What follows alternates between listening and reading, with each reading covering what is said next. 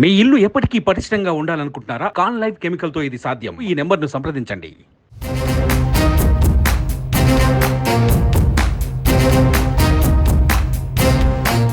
ఆంధ్రప్రదేశ్ రాష్ట్ర రాజకీయం రసవత్తరంగా సాగుతోంది. ఇప్పటికే జగన్, చంద్రబాబులు ఎన్నికల ప్రచారం ప్రారంభించారు. పవన్ కళ్యాణ్ సైతం వారాహి హారన్ మోగించబోతున్నారు. పిఠాపురం నుంచి పవన్ ఎన్నికల ప్రచారం మొదలుపెట్టనున్నారు. అలాగే జనసేన పోటీ చేసే స్థానాలలో ఇంకా ప్రకటించవలసిన స్థానాలపైన పవన్ కసరత్తు చేస్తున్నారు. 2 ఎంపీ స్థానాలలో అభ్యర్థుల విషయంలో పవన్ కీలక నిర్ణయం తీసుకున్నట్లుగా తెలుస్తోంది. ఇప్పటికే 18 స్థానాలకు అభ్యర్థులను ప్రకటించిన జనసేనాని అవనిగడ్డ, పాలకొండ, విశాఖ సౌత్ పై ఫోకస్ పెట్టారు.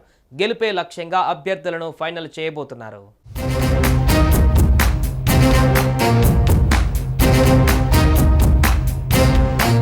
జనసేన పోటీ చేయనున్న 21 అసెంబ్లీ స్థానాలలో 18 స్థానాలకు అభ్యర్థులను ప్రకటించారు.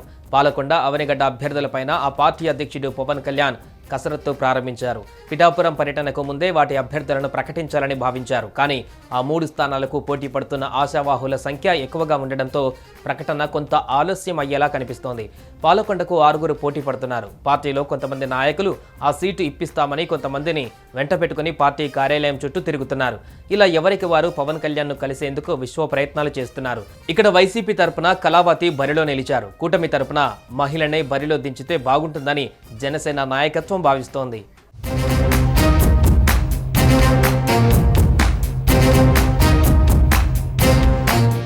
అవనిగడ్డ సీటు కోసం విక్కుర్తి శ్రీనివాస్, బండి రామకృష్ణ, బన్రెడ్డి రామకృష్ణ పోటీ పడుతున్నారు.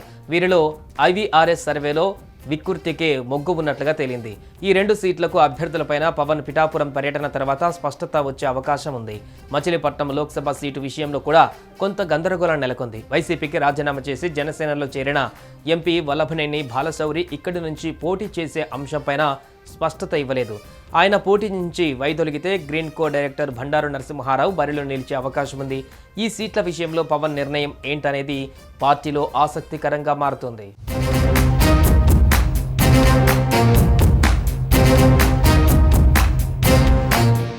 విశాఖ సౌత్ సీటు విషయంలోనూ జనసేన పార్టీలో ఫైట్ నడుస్తుంది. ఎమ్మెల్సీ వంశీకృష్ణ శ్రీనివాస్కి ఈ సీటు దక్కుతుందని తెలియడంతో ఆశావాహులలో అసంతృప్తి మొదలైంది. అయితే జనసేన పార్టీ ఎక్కడా అధికారికంగా వంశీ అభ్యర్థిత్వం ఖరారు చేయలేదు. కానీ గ్రేటర్ విశాఖ మున్సిపల్ కార్పొరేషన్కు చెందిన కార్పొరేటర్ సాదిక్ వంశీకి సీటు ఇవ్వడాన్ని వ్యతిరేకిస్తున్నారు.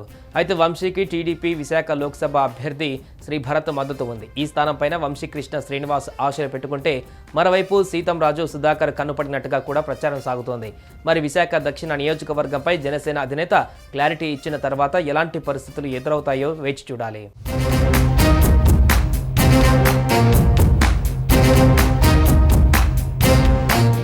ఇదిలా ఉంటే జనసేన అధినేత పవన్ కళ్యాణ్ పిఠాపురం పర్యటన రేపటి నుంచి ప్రారంభం కానుంది.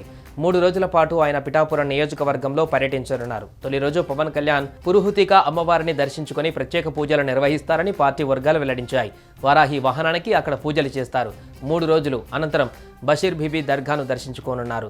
తర్వాత క్రైస్తవ మత పెద్దలతో కలిసి ప్రత్యేక ప్రార్థనలలో పవన్ కళ్యాణ్ పాల్గొంటారు. సాయంత్రం గొల్లప్రోలు మండలం చేబ్రోలులో బహిరంగ సభలో ఆయన పాల్గొంటారు. పవన్ కళ్యాణ్ పిఠాపురానికి వస్తుండటంతో పార్టీ శ్రేణులు పెద్ద ఎత్తున ఏర్పాట్లు చేస్తున్నారు.